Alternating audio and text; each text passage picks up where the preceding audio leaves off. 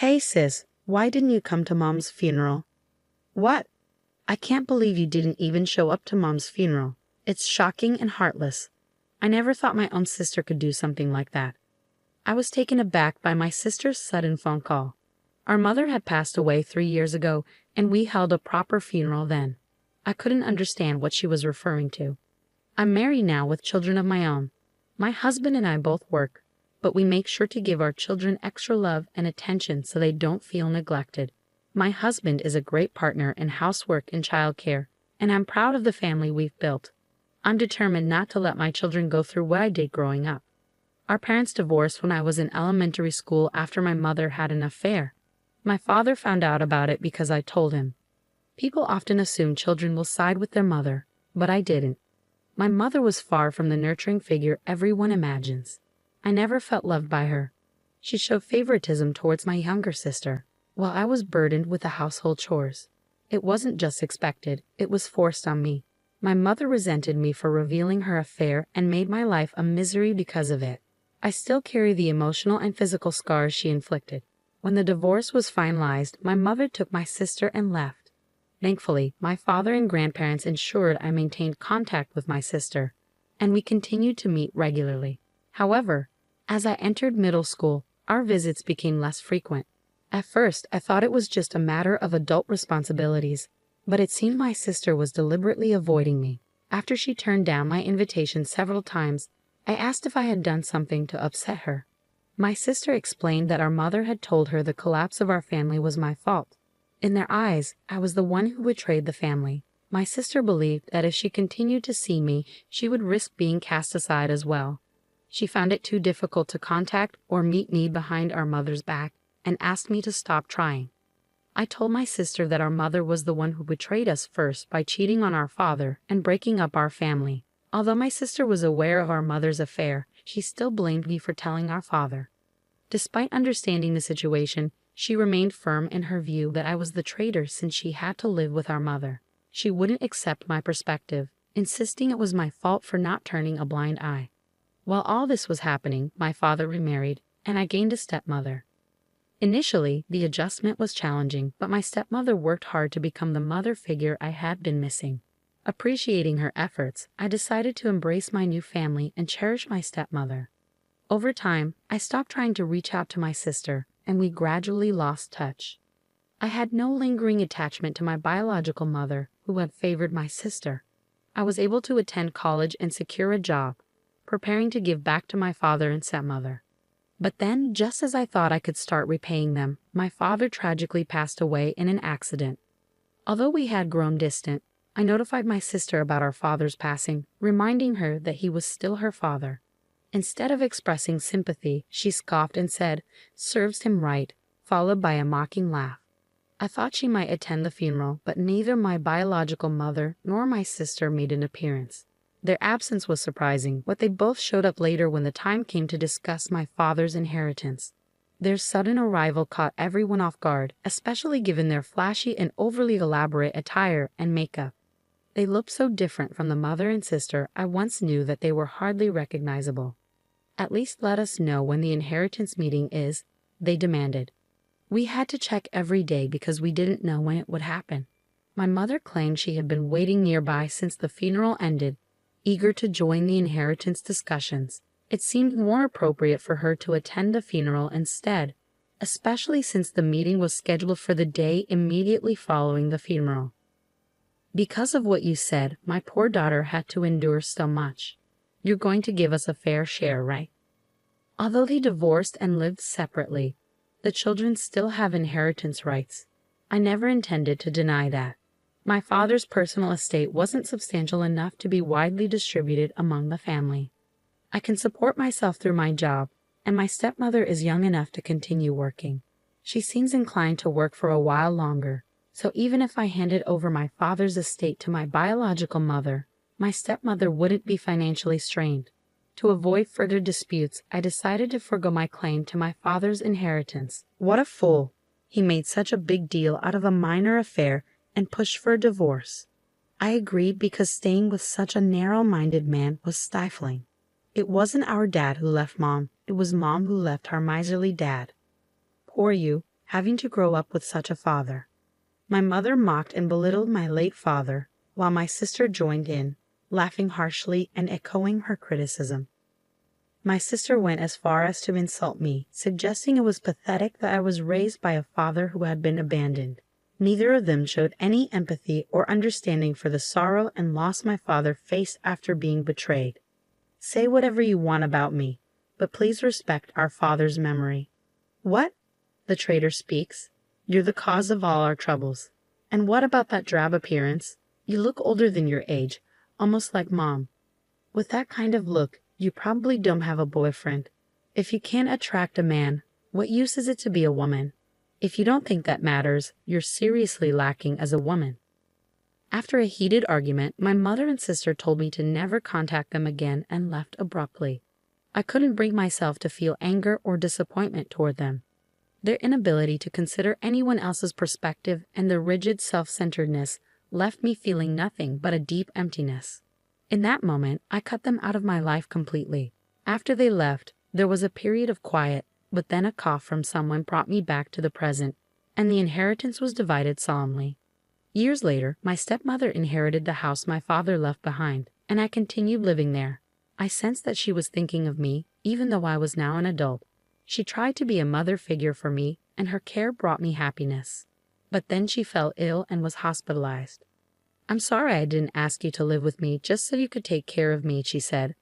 "I understand, but even though we live separately, I would have cared for you during your hospital stay, so there's no need to apologize." I visited the hospital to care for my stepmother whenever I could take a break from work. I didn't want any regrets like I had when my father was ill. Perhaps it was a form of self-satisfaction.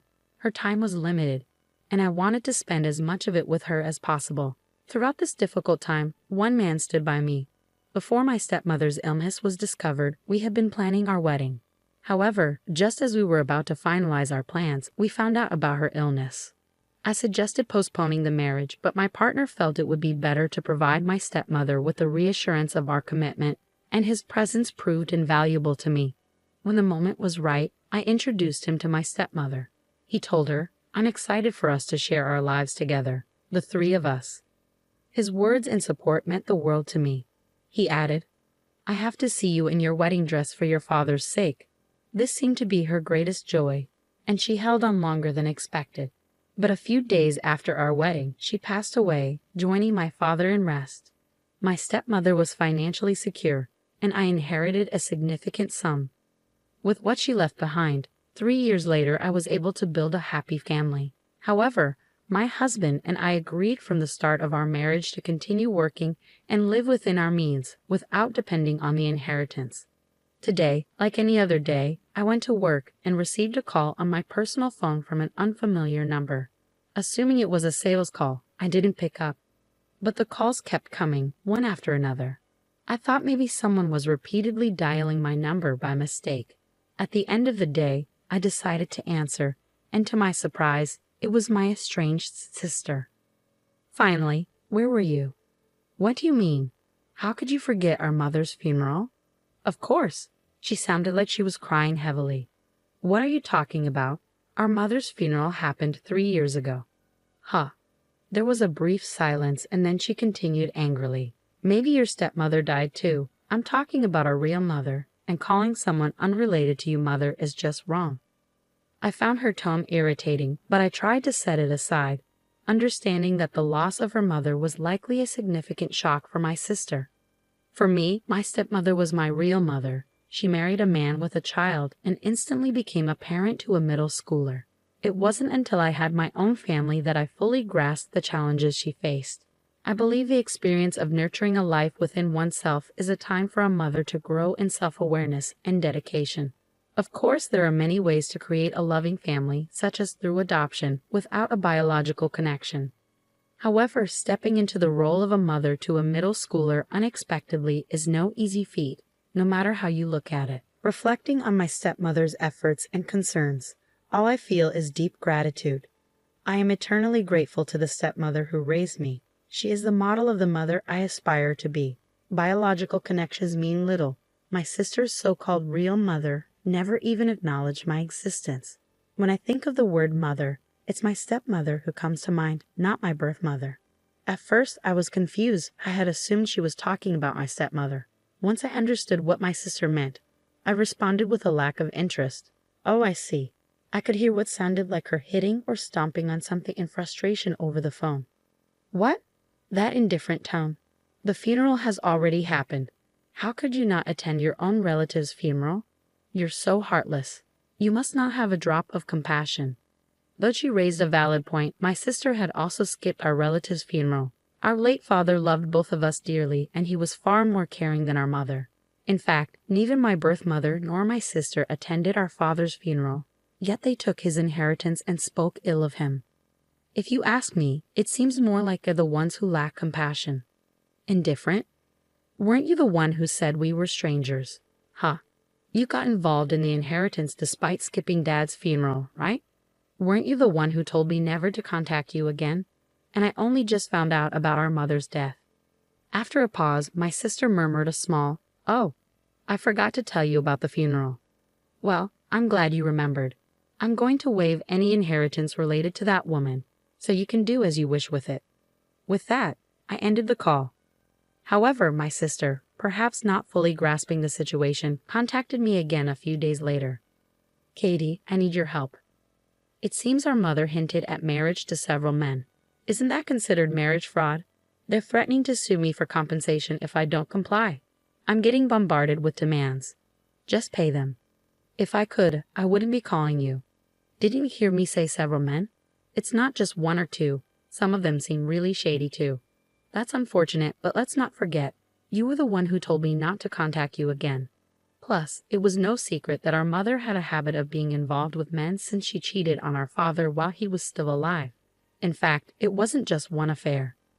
If it had been a single lapse in judgment, our father might have considered forgiving her. Only he would truly know the situation. It's possible that I couldn't accept our mother, given her multiple relationships while raising us. My father tried to adopt my sister multiple times with the help of a lawyer, but I was informed that my sister didn't want to leave. I had to let go of the idea. My sister chose to stay with our irresponsible mother, even though she witnessed her behavior firsthand. Even if our mother had left a strong impression on her, my sister's decision to remain with her, despite the shared memories we have, speaks to her own responsibility as an adult. Lahats. You know you were the one calling me a traitor all this time. I don't need a sister who labels me that way. You're the one who declared us strangers first. So don't show up now and pretend we're family. It's unwelcome. Don't ever contact me again. We're strangers, remember. I ended the call without waiting for my sister's response. I blocked her number and went back to my family. Later, I got a call from my biological mother's relatives. I thought the matter was settled, but they called to apologize for the disrespect my mother and sister had shown me. I decided to hear them out. They acknowledged how poorly my mother had treated me and expressed their shock at her audacity in trying to claim my father's inheritance after we had been separated. They offered sincere apologies for allowing her visit at a time when I was still grieving. But that's all in the past now, I said. Then they brought up my sister. Apparently, she was following in our mother's footsteps and acting irresponsibly with men. Since her return, they had repeatedly warned her that she would face consequences if she didn't change her behavior. Instead of heeding their advice, my sister had become just like our mother, and they could no longer manage her. Mother got mixed up with unsavory men, and my sister was being coerced into participating in criminal activities. Feeling trapped, my sister was also involved with multiple men simultaneously, leading to numerous heated conflicts.